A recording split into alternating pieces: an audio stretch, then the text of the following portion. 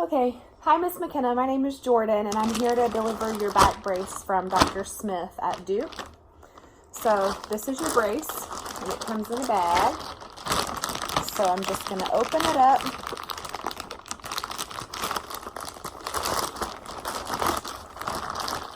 While you're doing that, let me tell you my life story. True facts. Alright, so your back brace comes with some instructions here. The color insert just has some pictures in there of what the brace should look like when you put it on. So if you're ever putting it on and you're wondering if you're doing everything right, you can look back in here and make sure that it looks correct. So that's what the color one's for. And then the black and white one is printed in every language under the sun. The very first 2 pages are the English. And I'm going to tell you everything that's in here. But just in case you forget something I tell you, you can look back on one of these first 2 pages and maybe find the answer there.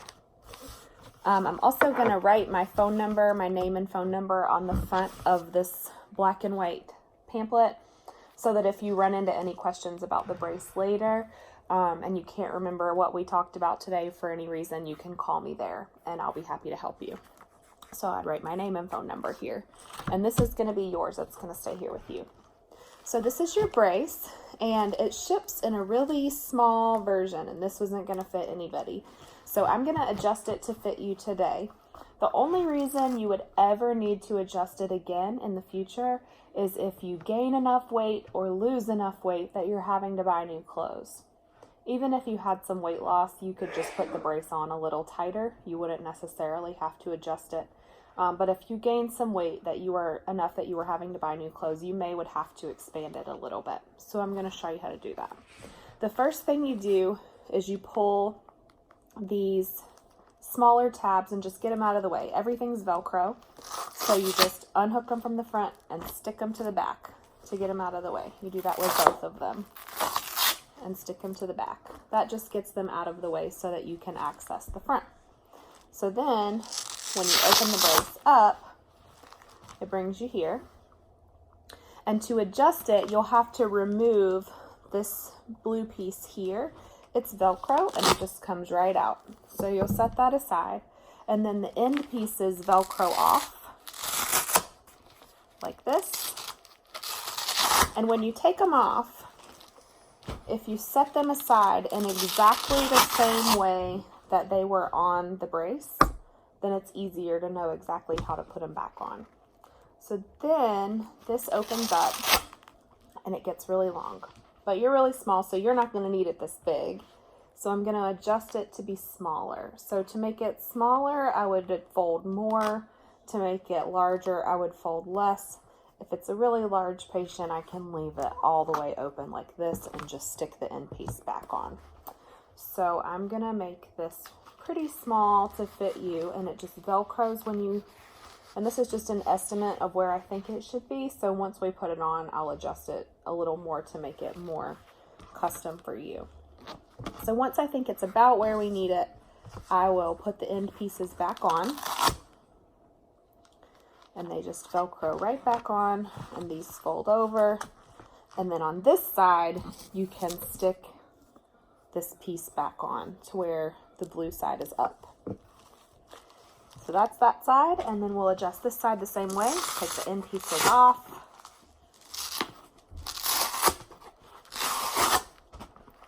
Open this up, adjust it to where we think it needs to be, and stick our end piece back on. Now while we're here and we have the brace all the way opened up and you can see the inside pieces of it, I just want to tell you that all of these are removable. You don't really want to remove this big blue piece in the middle because it's kind of the backbones of the brace, and it provides a lot of extra support, and you really don't want to remove this one.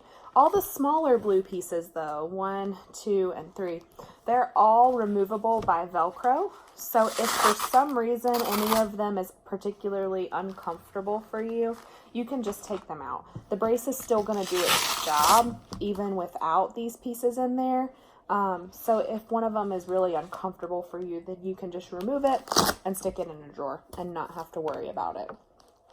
This one comes off really easy. You just stick it back on like that to get it back on there. Also, you only have to wash the brace when you feel like you need to wash the brace.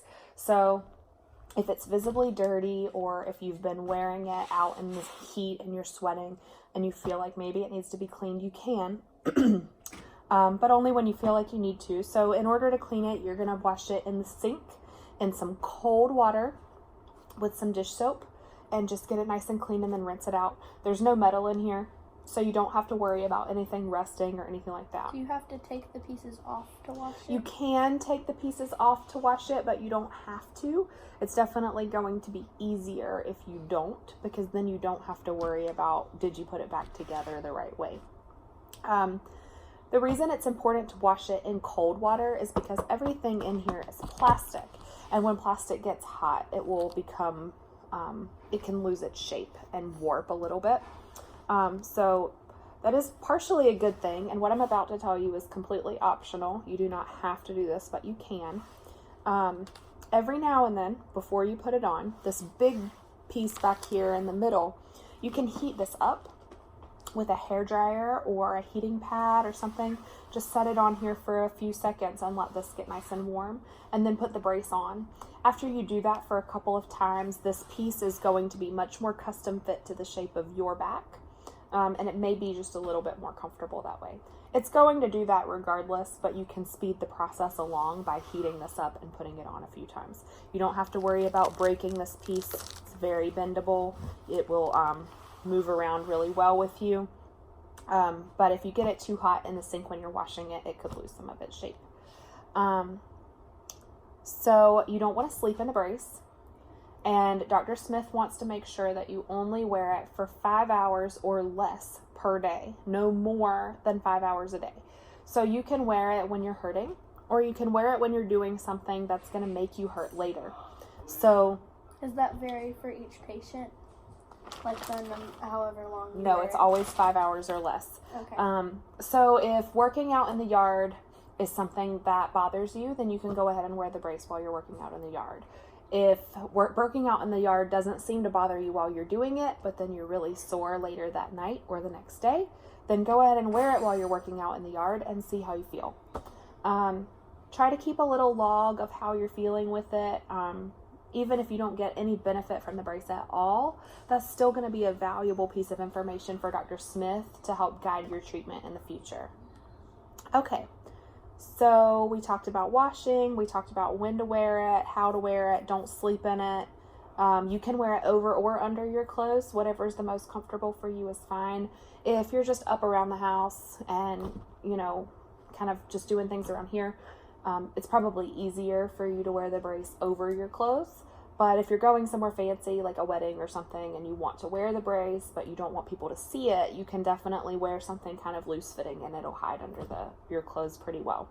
You're probably going to have to remove it when you go to the bathroom, but it's pretty easy to put back on. So that's not a big deal. You can just take it off, do your business, and then once you get everything put back together, you can put it back on.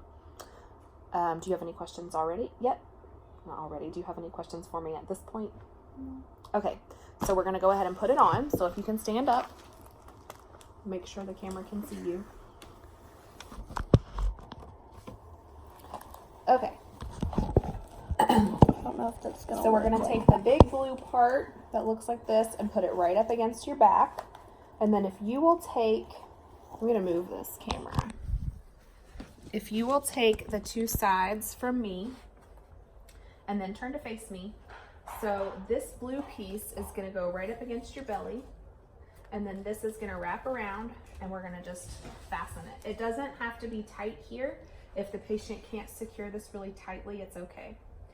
And while we're here, I just want you to notice that the outer layer has the logo, the Osher logo here. So I'm just showing you that because there's a lot of layers. And when you get ready to take it off, you're likely to start pulling at anything. But when you're ready to take it off, look for the outermost layer that says Osher, and that's the one you're gonna pull to get this off, okay? Grab these So things. now you're gonna take these little doodads that we stuck to your back, and you take those from me, and then pull them out away your from your body. thumbs? It doesn't matter how. Just pull them out away from your body until you're happy with how tight it is. Just make sure you can breathe, okay? And then once you get it as tight as you want, most people are not going to be this small and they're not going to be able to wrap it around this much. So just for the sake of the video, okay, so you're going to get it as tight as you want. And then once it's as tight as you want it, you're going to stick these to the belt, just like that. And that's it. That's how you put it on. This part back here, everybody always asks because it kind of sticks out. It's just for cosmetic purposes. It's a cover. So if it's sticking out like that, you can unvelcro, smooth it down, and then just stick it like this. So you can wear it while you're standing or sitting or whatever hurts. That's weird. Sometimes when people sit down, they need to loosen up this little strings here. I call them the corset strings. You can loosen the corset strings a little bit when you sit if you need to give yourself a little bit more room to breathe. Do you have any questions for me? No. Okay. So Are then, there any questions you want me to ask for the sake of the video? no, but then I'm going to pretend that I have my paperwork here with you and I'm going to have you go ahead and sign the paperwork. It's a sticker.